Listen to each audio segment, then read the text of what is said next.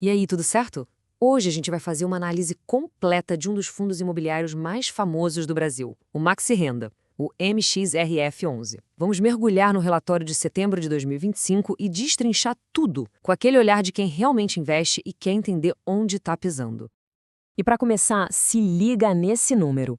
Mais de 1.300.000 cotistas. Isso mesmo, o MXRF11 não é só mais um fundo na bolsa.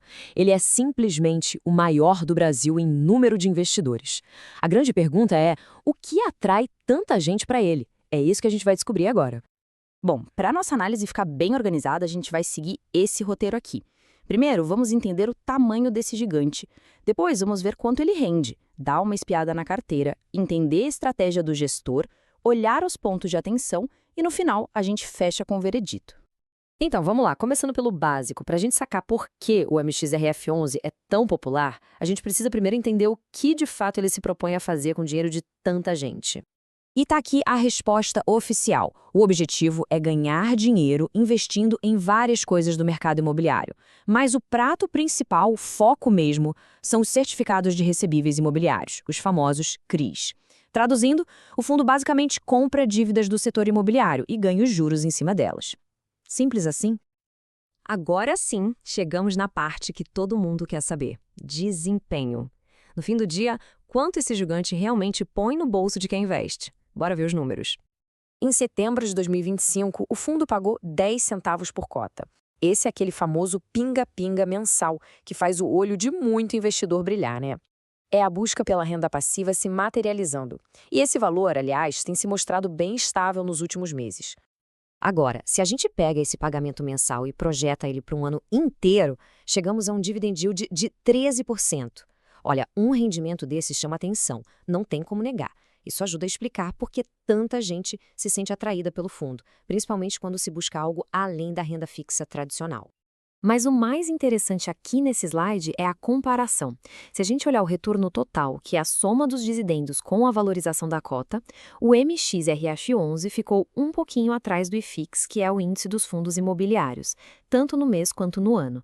Só que, por outro lado, ele deu um banho na NTN-B, um título do Tesouro ligado à inflação. Isso mostra que, mesmo não sendo campeão de rentabilidade, ele entrega um resultado bem competitivo. Beleza, o fundo rende bem, a gente já viu. Mas de onde exatamente vem essa grana? Chegou a hora de abrir a caixa preta e entender como o patrimônio do Maxi Renda está distribuído. Esse gráfico aqui deixa a estratégia do fundo bem clara, né? Quase 80% de tudo está em CRIs. O que isso quer dizer? Que o desempenho do fundo está diretamente e muito amarrado na saúde desses títulos de crédito. O resto do dinheiro se divide entre outros fundos imobiliários, permutas financeiras e um pouquinho que fica em caixa. E se a gente dá um zoom dentro dessa fatia de CRIs, a coisa fica mais clara ainda. Quase 74% deles são atrelados à inflação, principalmente ao IPCA. Então, aqui está o pulo do gato. O MXRF11 é, em essência, uma grande aposta na inflação mais uma taxa de juros. Quando a inflação está alta, ele tende a se dar bem. Quando a inflação cai, a história muda. Um fundo de gestão ativa como Maxi Renda não fica parado esperando as coisas acontecerem, né? O gestor está o tempo todo se mexendo, comprando e vendendo. Vamos ver o que ele aprontou em setembro e por quê. Olha só esse trecho do próprio gestor. Ele já dá a letra do que estava pegando. A inflação dos últimos meses veio mais baixa. E o resultado de outra parte da carteira, as permutas, também veio fraco. Então, a gestão precisou se virar para manter o nível dos rendimentos. E como eles fizeram isso? Com um belo giro na carteira. Eles venderam 189 milhões de reais em CRs para realizar lucro, o que gerou 6 milhões em caixa. Ao mesmo tempo, compraram 89 milhões em CRs novos e ainda investiram pesado em outros fundos imobiliários. Isso mostra uma gestão bem dinâmica, que não tem medo de se movimentar. E essa movimentação no GARE11, especificamente, merece uma atenção especial. Não foi uma compra aleatória, foi uma jogada de mestre. A gestão aproveitou que alguns CRIs antigos foram pagos antecipadamente, o que já gerou um lucro. Aí, em vez de deixar o dinheiro parado, eles alocaram temporariamente num fundo bem líquido, que é o GARE11, já pensando lá na frente, reinvestir essa grana em novos CRIs com taxas melhores. Isso é gestão ativa na prática. Mas como a gente sabe, nem tudo são flores. Toda análise de investimento que se preze tem que olhar o outro lado da moeda, os riscos.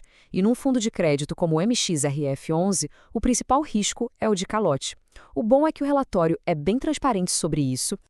Aqui estão os principais casos que precisam de atenção. Tem de tudo um pouco, desde uma operação vencida como o CRIHART, onde o fundo acabou virando sócio de um imóvel e agora tenta vender, até devedores em recuperação judicial como o Urbiplan. Esse caso do Urbiplan, por exemplo, o fundo já assumiu o prejuízo, já provisionou 100% da perda.